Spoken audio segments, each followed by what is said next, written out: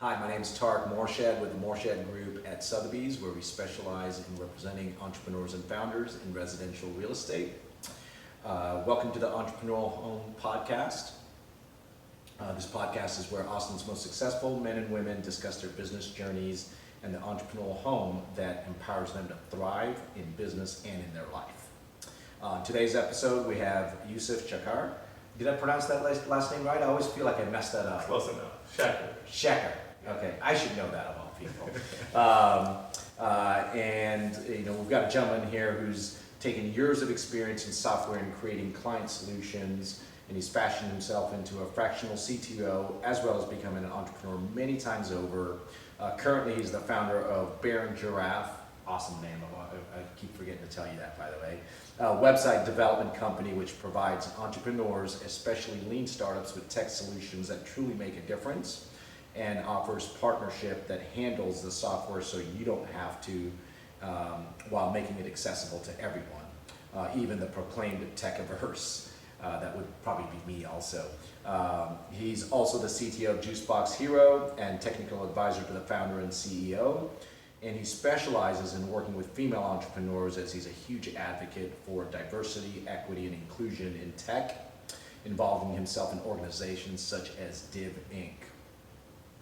Welcome. Thank you. And it's really a pleasure to have you here as a friend, also someone who's my client, and so it's this is really fun for me for you to be present. Oh, pleasure to be here. And I want to actually take that last piece. One of our first lead questions is, hey, tell us about your entrepreneurial journey, right?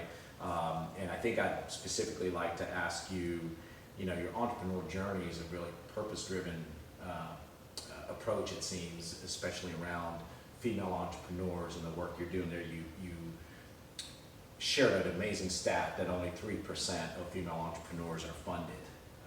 And then you had a follow-up stat as to as a percentage, female entrepreneurs and how much more successful they are than men entrepreneurs. So I definitely want to hear about that part of your entrepreneurial journey, as well as, of course, Bear and Giraffe, and if there's something I've left off there. Yeah, absolutely.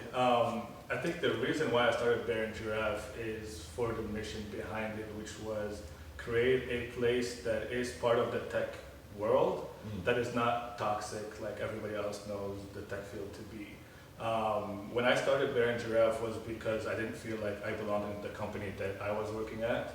And I was reading a lot of blog posts that were coming out of women who were working at big tech companies in Silicon Valley and elsewhere, talking about their sexual abuse and all that kind of stuff that they were going through, and that really angered me. And I wanted to be a force for change, and the only reason I knew how to is to start my own company and try to build something where that doesn't happen. And not only that, it's actually the opposite, where people are happy to come to work and we're people focused first and not profit focused. And that's what the whole idea behind Bear and Giraffe, and that's why when I started working and moved to Austin at the same time when I started my company, I reached out to the developer community here, and there were women who are making career transition into tech by going through boot camps. And I started talking to them, and they were telling me about their journey of trying to get a job in tech and how they were being told specifically, not implicitly, things like, you're a woman, you don't belong here, or your place is in the kitchen. And so when you hear that, it just strikes a nerve. And I want to do something about it, so I started mentoring these women who are making career transition, but also focusing more on women who are founding startups and who are trying to create businesses and know their domains very well, but do not have the technical background or expertise, who also get mistreated by developers or contractors or whoever. As entrepreneurs. Oh yeah. Right, got it. So got it. Me as a woman paying you money to build my product, you come in and say, oh, you don't know what you're doing, you're stupid, let me tell you what you should be doing. That's bad. Bad is as clean as I can say it. So that's why I want to just be a partner for them, and that's where the whole mission behind Bear and Giraffe, and that's our core value and why we exist and what I'm trying to do and what I'm trying to build. Got it. Wow, that's powerful. And you're involved with also Div Inc., Yeah. which is a big organization. Say maybe a little bit about that. Div Inc. is an accelerator in Austin that is focused on diversity and inclusion. So the cohort is formed of startups who are founded by women or people of color, and that's it. You can't be a cis white male dude to come in and be part of that, and that's okay because we have to encourage diversity. We have to encourage people who haven't gotten the privilege and the resources historically to start companies. And so I am a tech mentor there. I do office hours and stuff like that, and then have helped the startups try to figure out and navigate the tech world, which is very scary to them typically. That makes sense. That makes sense. And Bear and Giraffe, maybe say a little bit more about the work you guys do. Yeah, Bear and Giraffe, we are a software development shop in Austin, local. We don't outsource to Mexico or India or wherever, so we're here.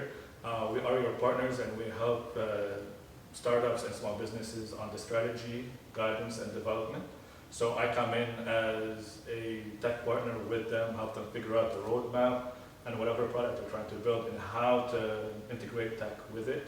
And then if they have a need for us to come in and build it as well, we do that. So we typically try to empower them to make the decisions themselves by giving them the guidance and the strategy, but also we can build it, and typically we do custom web applications for these companies, so anything that they need on that front. Nice, nice, awesome. I love the way you've kind of integrated purpose, passion, as well as something that you love to do in your work day to day, and really have got that all representing your company, but also what you do day to day in helping others. It's really amazing, man.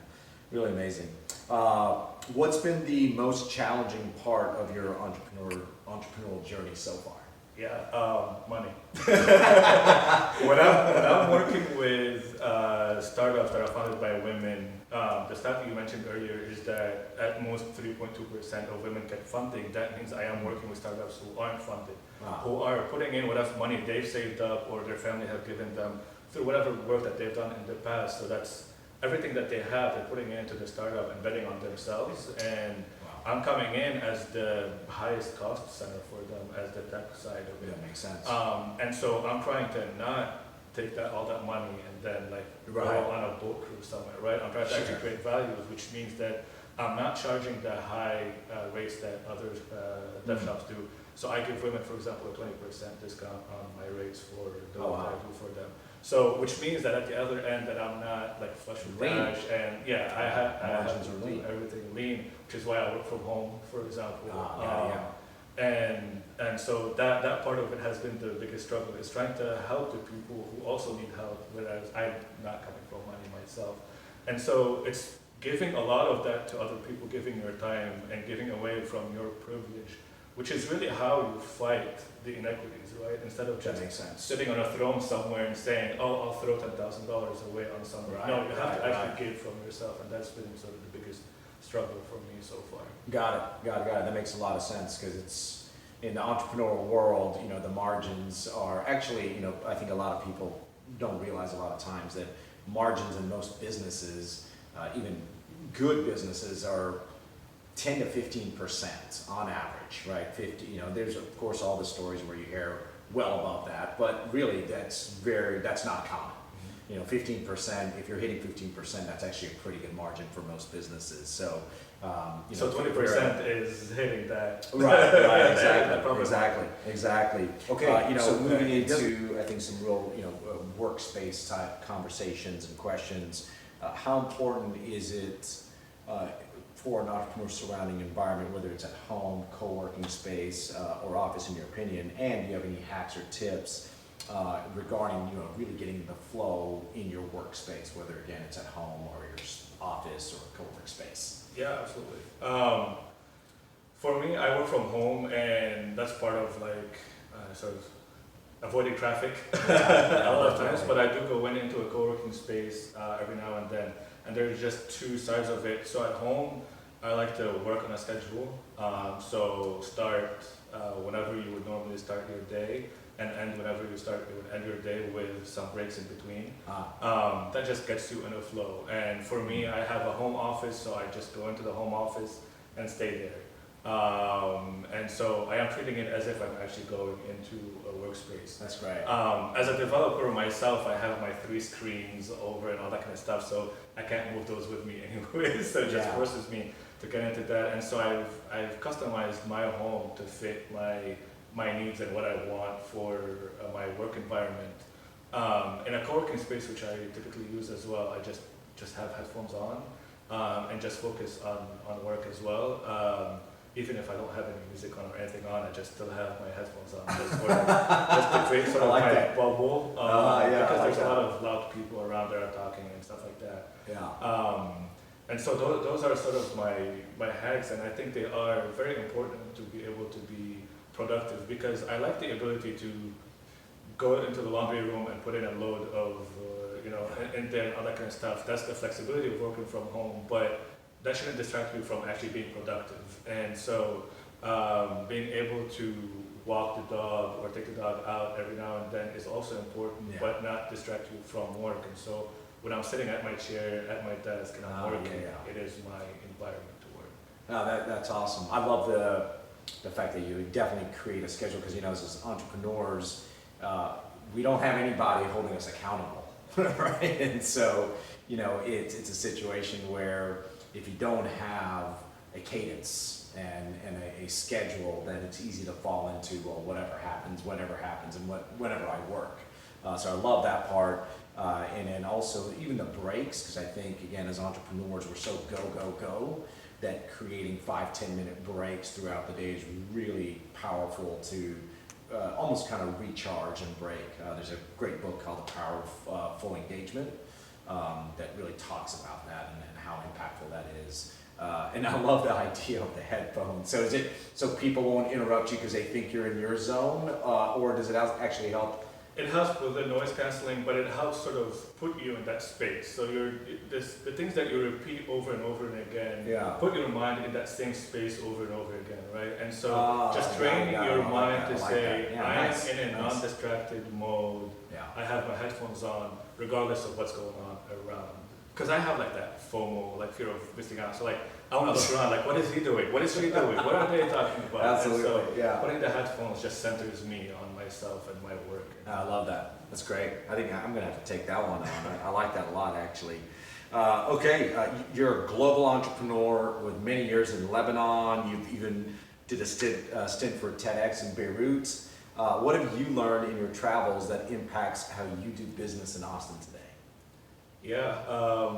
I've worked in Lebanon. I've went and worked in Chile for a little while. I've worked in Montreal. I've worked in Virginia and San Francisco and Austin. And what I've seen is that people are different, but they're the same. And that networking wherever you are is sort of a big component of doing business. If you're an entrepreneur, you have to have a strong networking game and not be afraid to go out and put yourself out there and talk to people and meet people. And typically you don't hear that from a developer known to be introverts, but it's one of those things that you build up that you have to do that. And also what has helped me is that knowing that whatever situation I'm in, like drop me in Lebanon, I'm fine. Drop me in Chile, I'll be fine. Drop me in Montreal, I'll figure it out.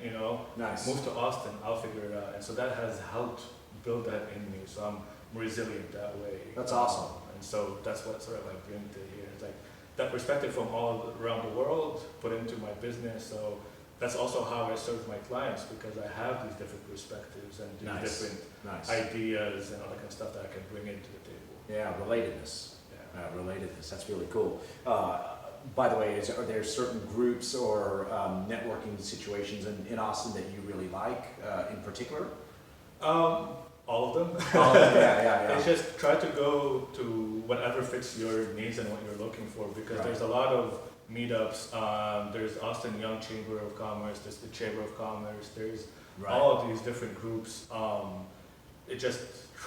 me, I sort of tried everything and then narrowed my focus on the ones that I liked the most. So I wouldn't say there's one in particular, just put yourself out there. Yeah, and within tech, I think I've personally liked the internet group, the internet marketing group, and then also I think Div Inc. definitely has a focus around that, but then also Skew does a lot of tech related stuff as far as networking and things things like that. So, all right, winding down to, I think, our last question. What event do you look forward to most in Austin when it comes to, I guess, business or such? Business in particular, tough question, because I try to avoid South by. Exactly. I've become more of a local Austinite, but there are a lot of, the nice thing about Austin is there are a lot of events. There's always events that's not always true in other cities. Yeah. But like something like the startup crawl, for example, for me is interesting. The startup crawl. Yeah, the startup crawl happens, brings in all of the people who are into the startup community. Some startups will have, like local companies in Austin will have spots around town that you go to, and they'll usually have some booth there or something like that you can Very check cool. out. Like the Kappa Factory will typically have all of the local the smaller startups that are part of their community set up like tables there where you can check them out and stuff like that. Nice. So that's a good one to check out if you're into that space in particular. Very cool. Very cool. Man, it's been awesome having you here. I've actually learned a lot just sitting here, even though we know each other and you've shared so much with me in the past. And I love the value you brought to this conversation here today on this podcast. What's the website people can find you at, or a great place to find Bear and Giraffe? Sure, Bear and Giraffe, BearandGiraffe.com. Nobody knows how to spell giraffe. That's right. But Bear and Giraffe, like the animals, Bear and Giraffe. Awesome. And everybody, thank you again for joining us at the Entrepreneurial Home Podcast, and we will see you next time. Reminder, go to tarekmorshed.com for future podcasts as well as any past ones, and then all our social media handles are on there also.